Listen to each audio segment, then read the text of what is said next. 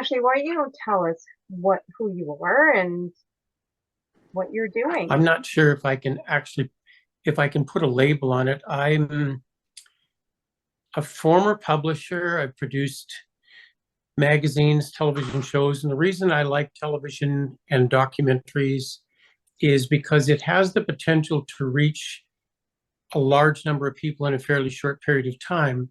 And if you take as an example the film that just came out now, which is Sound of Freedom, there's a prime example. They took an idea, took them 5 years to get it produced, and now it's exceeded all expectations. And that's because of their marketing combined with their message. And that's a little bit of what we're trying to do as well. Take a message that needs to be told and combine it with more effective ways of distribution and marketing. And that's really my objective. That's great. Um, I hadn't realized you were a publisher. I looked at your website and I've seen all the things that you're doing and you're creating.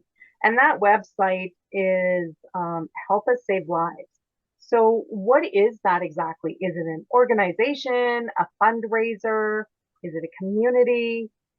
What's its purpose? I think a community is probably the best example. Help Us Save Lives, which again, the website is the same name, helpussavelives.com. And while it's a long name, it's descriptive. And I wanted something that was really definitive for what we were trying to do. And the mission is really threefold: to help save lives, enhance the people's lives, and to protect their lives. And so there's a total of 52 episodes that I'll be producing over the next year or so. We're starting with the first 13. Those include suicide awareness, ending spousal abuse, domestic violence, sexual assault, keeping teens safe on the highway, protecting healthcare workers, helping to end obesity or at least bring awareness to those. There is no magic bullet. None of these are going to be an end all cure all for any of these topics. These have been around since mankind first started. I mean, you can go back to domestic violence and spousal abuse, that goes back to the caveman era. And while we may have made some strides in certain areas, people don't realize that abuse is so common now and it's so prevalent and it's so interwoven into the thread of society that it's almost impossible to get it out. If you take a country like Russia, Russia just enacted laws that now allow a man to beat his spouse and his children, and it's not a criminal offense. If you go back to biblical times, that's where the old saying rule of thumb came from. Rule of thumb was that you could beat your wife with a staff or a stick that was no thicker than your thumb. Um, in my era, when I grew up, getting a spanking at school was commonplace. I mean, I was spanked at school in front of the other kids in eighth grade, and now even today in CNN, they're trying to bring out a law to end corporal punishment against children. This is a never-ending situation. This isn't something that we're going to solve with our documentaries or with our television shows, and I'm not naive to think that we can. We will be able to make a difference. And as I alluded to in the film Sound of Freedom, they have been able to raise the awareness of the child trafficking issues that are there. And it's through that awareness that makes a change. If you go back to documentaries, the reason I like them so much, if you go back about 10 years ago, maybe a little bit longer, there was a very good documentary that came out called Super Size Me. And I don't know if you remember it, but it was about a man that was testing his body limits by eating nothing but McDonald's food for 30 days. And he had a rule in there that if they asked him, do you want me to supersize that? He had to agree to do that and to get a larger portion of fries and a drink. And in the span of 30 days, he nearly killed himself. His doctor pleaded with him to stop this stupid test. And he gained something like 15 or 20 pounds. And it took him 9 months to get rid of that weight. And all of his body signs and signals just went through the roof.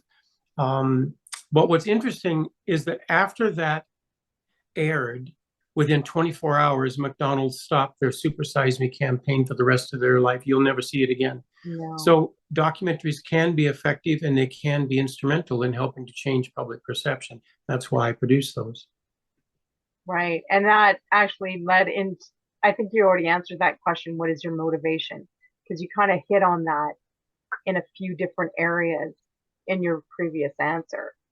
But if you could Well, add part of my two, motivation was that I've lost family members to suicide. I've lost family members to car accidents. I see so many places that we can make a difference, and that's the motivation. That's why I do it. so when did you begin? Did you have a lot of support behind you when you began, or did you just come up with this idea and come up with a plan and research it and just decide to launch? Uh, I can't say I had a lot of support. My family, my wife, none of which were really supportive of that. The children are coming around to it now. So no, I won't say that I had a lot of support to do it. I had clients that were supportive. I actually faced a fair amount of ridicule and criticism from many loved ones of why do I even pursue doing this? One of them made a point to say, I would have more respect for you if you were a greeter at Walmart than if you tried to produce documentaries. And in spite of that, I guess now, and because of that, it's just made me more determined to see it through and to get these produced. So I can't honestly put a finger of when it came. There was no definitive message there. I've had family members that were sexually assaulted.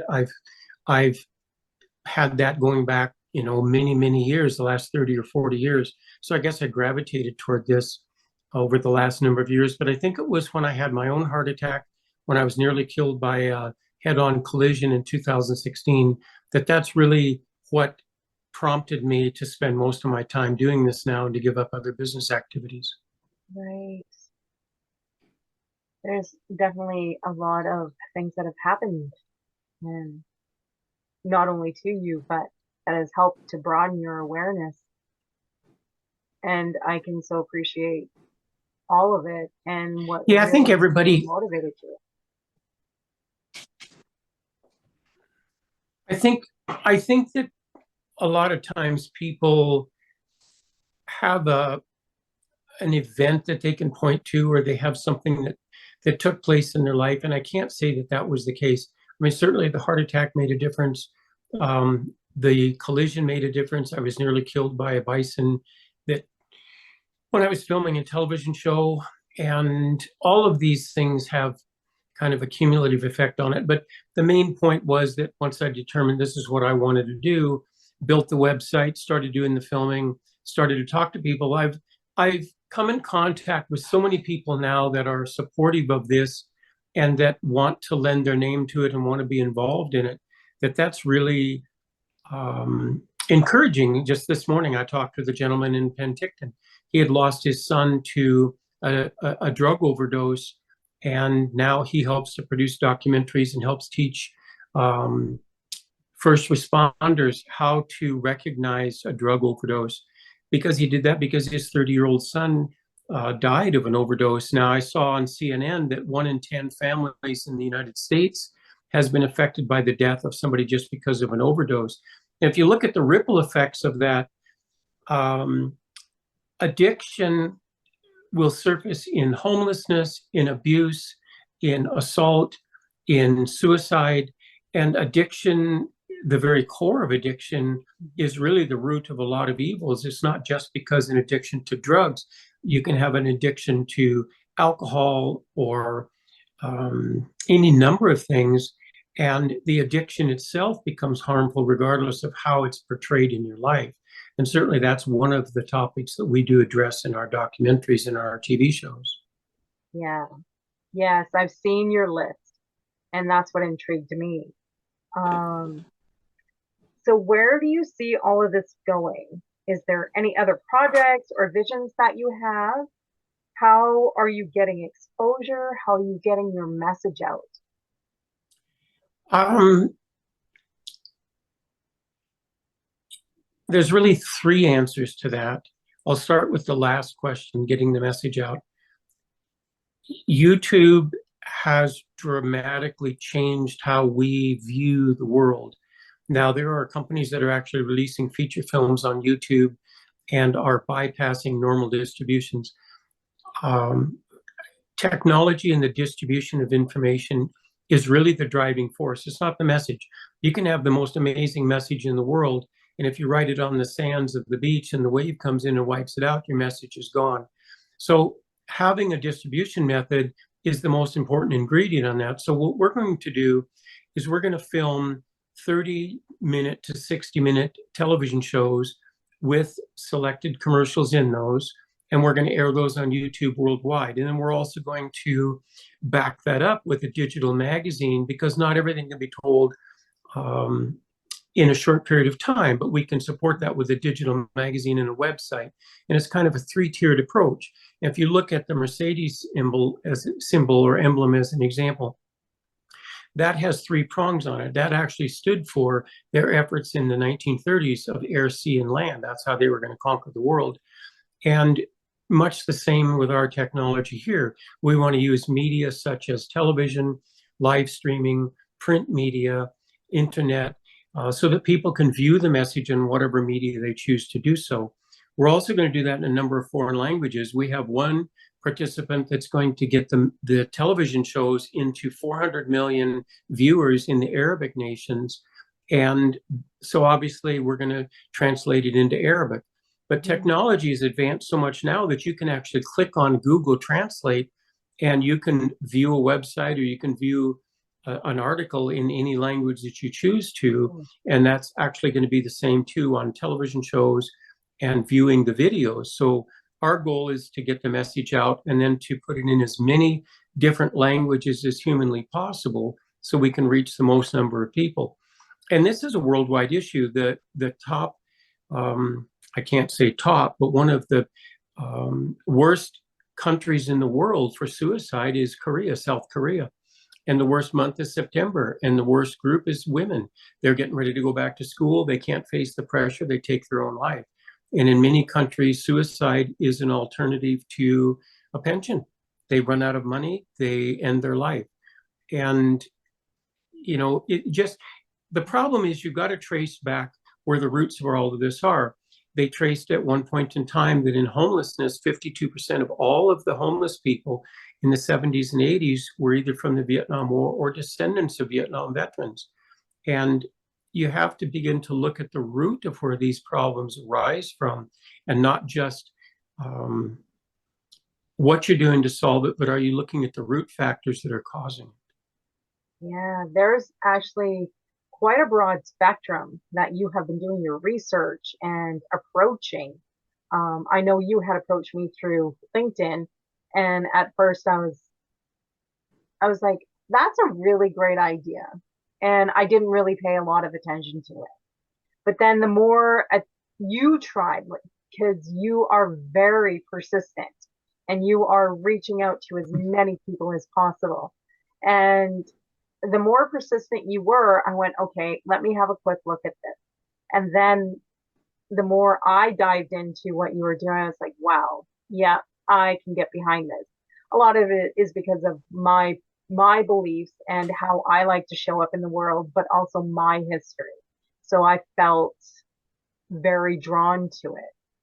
And I think it will touch a lot of people in different genres as well as different generations. Because with how you explained, you just explained different generations, not just one Yeah. culture.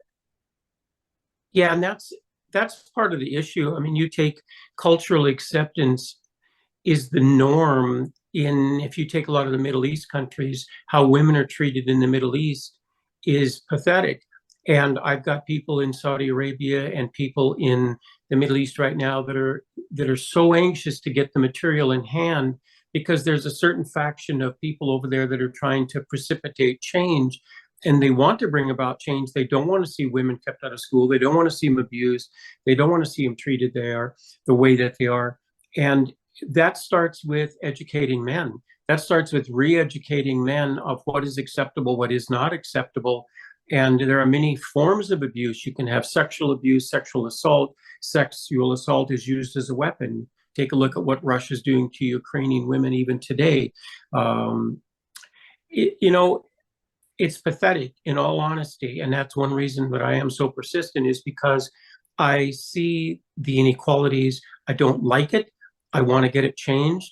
And my goal is to try to reach the most number of people in the shortest period of time for the greatest good of all for as long as possible. And I found that video and film is the way to do it. But you've got to package it so that it is appealing to young people by using young people in your interviews. So when we did our documentary about keeping teenage kids alive, not drinking and driving on the highway, we filmed it with young students at a high school and then showed it at the high school so they could relate to them. Nobody is going to listen to an old man telling them to drive safely because they've had that their whole entire lives. Mm-hmm. That's like if you tell your kids, don't smoke, don't do drugs. They're going to smoke and do drugs just to defy you. But if you tell them, I will be disappointed if you do, and here's what will happen, these are the consequences, then they begin to take notice. And it's much the same with our delivery. So we're going to do it a little differently. We're not going to do a documentary and pound somebody on the head with it. We're going to get an interview of panelists and let them be able to ask questions and speak with people and talk to people like the man I met today from Penticton that had lost his son, and use real life examples, package that, be able to present it to people in a format and a device that they can view it on to try and reach the greatest number of people. That's our goal. And I applaud you for everything that you're doing and bringing, and how you're bringing that message out. You are very passionate and it is driving you, and it's not hard to want to get on board once you have, like I said, once you look at how you're presenting it, it's not hard to make that decision. Well, yes and no. It is hard. It's hard for a lot of people to get their mind around it because they don't want to know, they don't want to be reminded, and it's kind of like out of sight, out of mind. And you'd be shocked at the amount of apathy that is out there. I probably reach 50 to 100 people a day on average, either by phone or by email. And I would say only 1% are interested. I'd say 99% have excuses of why they're not interested. And that's very frustrating. It's very defeating because in Canada, you cannot send out emails without their permission. In the United States, you can, but not in Canada. And you'd be shocked to see how many multimillionaire companies and people basically say, I'm not going to sponsor that at all. And there you have somebody like yourself that cleans homes for a living that's willing to help support a documentary when multimillionaire owners of car dealerships say, no, I don't have any money. I have zero tolerance for people that are apathetic. I just don't understand it, and I don't relate to it. And I guess I don't tolerate it very well. And that's okay. That's okay. I mean, we need more people who are willing to stand up. And it is kind of interesting because I did have that conversation with a friend of mine last night, just about what you're discussing with apathy and how most people will just ignore even what's going on in their lives. Like, I'm just going to ignore that because if I have to pay attention to it, then a whole string of, and it's not just opening up a can of worms, but it gets the ball rolling on so many other things. So let's not deal with that. Yeah. Yeah. Well, I see a lot of people, and even if you take mental illness as an example, mental illness is probably the least discussed and the most prevalent situation in the world today. Yeah. And I have personally been in that situation. I've been in cases where I was suicidal. I don't mind admitting that. Anybody that has been in that situation can relate to the fact that when you're in that moment, you're so emotionally unprepared to make decisions, and your emotional brain overrides your logical brain. And yet there are many times when the people that should care for you don't, and the people you would think would care for you are not there. And so many times when we think somebody's going through sadness or depression or anxiety, we don't care for them. And if you take as an example death. I've lost members of my family. My mom and dad both passed away, stepdad, people like that. When somebody dies in your neighborhood or in your family, what do? People show up at your door, they bring a casserole. Are you okay? They do a wellness check for you. Is there anything I can do for you? But if you're sad or depressed or you're suicidal, they basically turn the page in most cases. They don't want to talk to you. They don't want to hear from you. They don't want to carry on a conversation. They don't want to engage with you because it's too depressing to sit and talk with somebody. And I would say 90% of everybody that I know suffers from some portion of mental illness at some point in time in their life. I don't know anybody that's always happy, always up, always cheerful, always excited all of the time. And if they are, and they tell you that, they would probably lie about other things too, because It is that not just doesn't happen, humanly. that somebody's always up all the time. Yeah. So you need to be aware of that and take care of it and do what you can to help those people when they're going through that. That's right. Sorry, I didn't mean to cut you off, but yes, you're absolutely right. It is not humanly possible to be upbeat 100% of the time because there are emotions flowing through you. You are engaging not only in emotions with you that are inside of you, but Yeah, outside of you. So it is yeah, important to understand what these emotions are and be able to identify them. And yeah. And that I think yeah, is a big part of what we're trying to do. We're going to weave skills throughout those and answers and solutions. It's not going to be a bitch fest. We're not going to sit around and complain about that. We're not going to let it get into the point that everybody just sits there and rags on a certain group of people. Every episode will have constructive ideas and tools and links and resources that somebody can get help. So if we're addressing, as an example, obesity is one of our issues, we're going to talk about what can you do instead of some fad diet? What can you do that helps you to take control over that? It's an attitude and it's also an activity. And I can say that from personal example. I just finished walking almost 1,100 kilometers in the last 5 months to lose 50 pounds of weight. I still have more to go. But that is 1.7 million steps that I went out and took one step at a time because I didn't like who I was and what I weighed. And yet I see a lot of people that are 50 pounds overweight sitting on the couch reading diet magazines. And so we're going to give them tools that they can actively get involved. If they want to passively sit on their butt, not do anything, they don't need our help. They can do that on their own. But we're going to do whatever we can to try and to precipitate change to find solutions here in the magazine and on the television show and in our films. We're featuring, I'm working on a film right now that I actually wrote for Robin Williams, and it was called Frederick's Garden. And it's about a man that's locked in a mental hospital and he finds natural ways to cure his brain. And the hospital doesn't want to do it because they're funded by big pharma to test the drugs on these patients.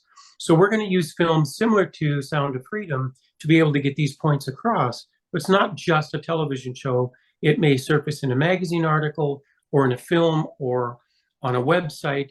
But the more we can get the point across on these topics, the more we can raise awareness. The more you raise awareness, the more you precipitate change. exactly.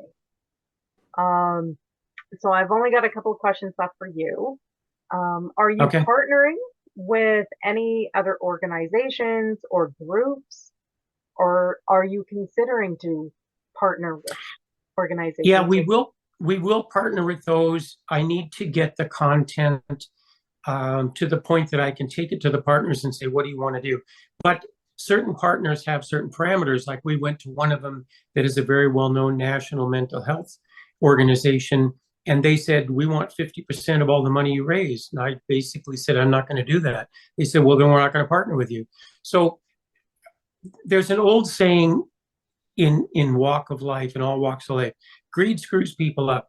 And I see so many charities out there that spend 70 and 80, 90% of the money that they raise just on raising more money on those efforts. And you have to get past that threshold of just raising money to support the business. You have to get to the point where you can actually do things. So I'm very careful on what groups I'm going to support with, but there are some amazing groups, even right here where I'm at in Kelowna, that are working on homelessness or ending sexual assault or on mental wellness. And we're going to be partnering with any number of those. MAD, Mothers Against Drunk Drivers, was a sponsor of our documentary to help end teenage accidents and death. We're going to partner with anybody and everybody we possibly can. And we're going to try and do it as economically as humanly possible as well. Mm-hmm. So yes, we will partner with them, and we will try to find the right partners that have the right message that we want to portray as well. Right. It's all about alignment. Yeah, exactly. Yeah. How can someone get involved in your project, either with the docuseries or with the movie that you talked about? What are ways they can support your project? Well, every time people think about support, they always think about financial support. And I rate financial support right up there with oxygen. But they also can contribute with their story or their personal experience. They can become a panelist. They can write out topics that they've done. They can help with the magazine. They can be a photographer. They can certainly lend their name to the film credits. That's one of the most obvious ones, which is what you've done as well. So they can go to our website. They can say, I want to choose to be a partner in 1 or 10 or 13 or all of the documentaries by having my name on the film credits at the end of that. Soon we're going to open it up to advertisers, where we'll have certain advertisers within the show.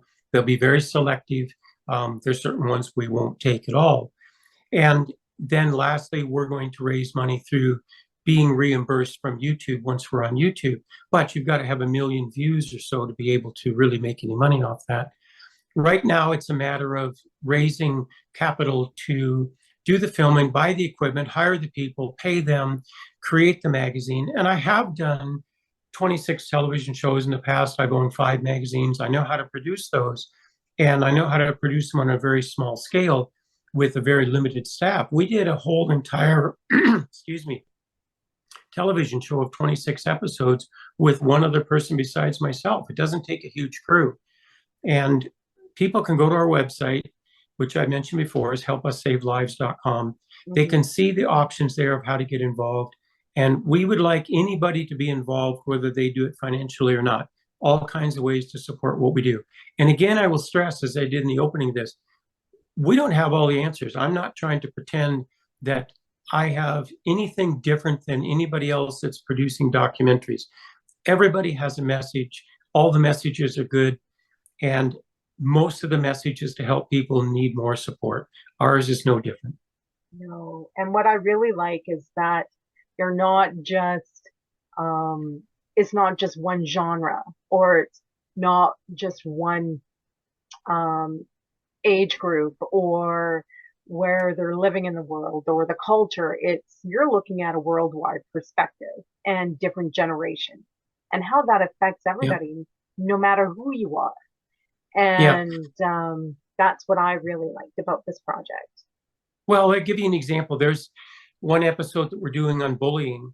And everybody thinks of bullying as young kids in school bullying each other. And certainly that is a factor. I was bullied when I was in school. And yet I know many seniors that are bullied. Senior abuse is a massive problem right now. There's seniors locked in daycare and healthcare facilities and nursing homes and hospitals that are abused so badly. They actually made light of it in some of the movies and some of the films. Happy Gilmore, when you watch that film, his mom was in there and they're forcing her to knit blankets so they can sell them. And, sometimes that appears in a comedy and sometimes it appears in real life. But bullying affects people all of the time, from young ages, and I mean down into infants and toddlers that are put to bed asleep or spanked when they're hungry, clear up to seniors, that are locked in a senior's home and are never going to get out. And they're just living and leading a horrible, pitiful, empty life. And they're being bullied nonstop. Hospitals, mental facilities. My God, the bullying that goes on in mental facilities is just insane. Pardon the pun. Sometimes I get so frustrated because I'm just one guy. I'm one person trying to help change the world. And I need more people. I need more people like you. I need more people like those that are watching. I need more people like William Holden said in the movie Network, I'm mad as hell and not taking it anymore. And that's what we need. We need more people that have passion and spirit and more people to get off their ass and do something. Yeah. We're about to be cut off.